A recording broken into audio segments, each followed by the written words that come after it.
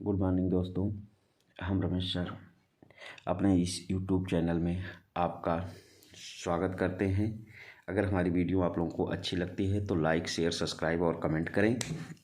जैसा कि आपके सामने दिख रहा है, भारतीय संविधान का भाग 5 और भाग 5 के अंतर्गत राज्यसभा को उच्च सदन कहा जाता है। उच्च सदन इसलिए कहा जाता है क्योंकि ये कभी भी विघटित नहीं होता है। वृद्धजनों का सदन कहा जाता है क्योंकि इसमें जो है इनके सदस्यों की आयु जो होती है वो 30 वर्ष होती है। तो राज्यसभा का जो गठन होता है वो भारतीय संविधान के अनुच्छेद 80 के तहत राज्यसभा का गठन होता है। राज्यसभा का गठन 3 अप्रैल 1952 को हुआ था। पहले इसे काउंसिल ऑफ स्टेट कहा जाता था। उपनाम की बात किया जाए तो अस्थाई सदन, उच्च सदन कहा जाता है। सीटों का आवंटन, जो राज्यसभा के सीटों का आवंटन दिया है वो भारतीय संविधान की अनुसूची 5 में दिया है। राज्यसभा का सभापति कौन होता है? तो जो भारत का उपराष्ट्रपति होता है वही जो है राज्यसभा का पदेन सभापति होता है। सभापति अर्थात उपराष्ट्रपति अपना त्यागपत्र किसे देता है? तो राष्ट्रपति को। उपसभापति अपने ही सदस्यों में से चुना जाता है। 6 वर्ष तक कार्यकाल होता है राज्यसभा का, जबकि इसके 1/3 सदस्य हर दूसरे वर्ष रिटायर होते हैं। इस कारण ये कभी विघटित नहीं हो पाती है।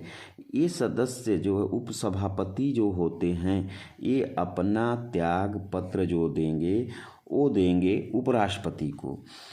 उपसभापति का कार्यकाल 6 वर्ष का होता है, जबकि सभापति का कार्यकाल 5 वर्ष का होता है। और राज्यसभा के सदस्य का कार्यकाल 6 वर्ष का होता है।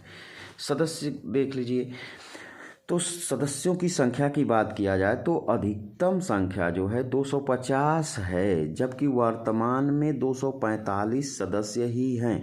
238 सदस्य जो हैं ये राज्यों से चुने जाते हैं, 12 सदस्य मनोनीत किए जाते हैं। तो इस प्रकार से संख्या 250 हो जाती है।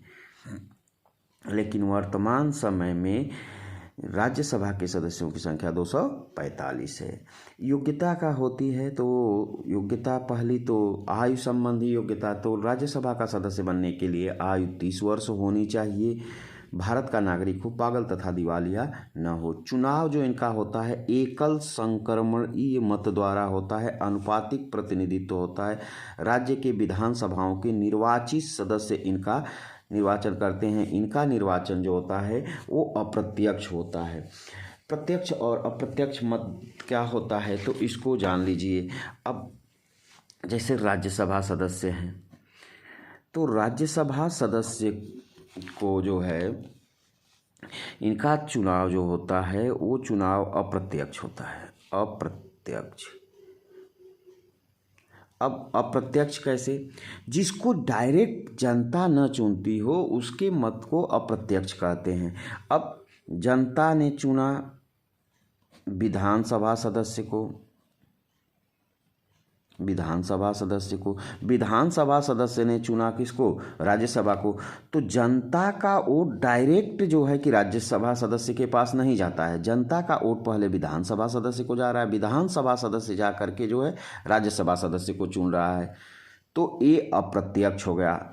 अगर जनता से डायरेक्ट राज्यसभा सदस्य के पास जाता तो प्रत्यक्ष होता। अब जनता का विधानसभा सदस्य को जा रहा है, विधानसभा का जो है कि राज्यसभा को जा रहा है। इस कारण जो इनका चुनाव होता है वो अप्रत्यक्ष होता है। ठीक। कार्यकाल 6 वर्ष का होता है। राज्यसभा के सदस्य का कार्यकाल 6 वर्ष का होता है। हर 2 वर्ष पर 1/3 सदस्य अवकाश ग्रहण करते हैं। इस कारण ये कभी विघटित नहीं होती है। राज्यसभा के सदस्य अपना त्यागपत्र किसे देंगे? तो अपना त्यागपत्र उपराष्ट्रपति को देंगे।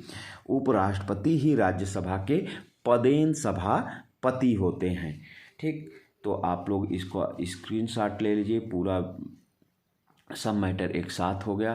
दोस्तों, यदि हमारा नोटबुक आपको अच्छा लगता है तो आप लाइक शेयर सब्सक्राइब करिए, हौसला बढ़ाइए। हम आप लोगों को इसी तरह से वीडियो उपलब्ध कराते रहेंगे। जय हिंद, जय भारत।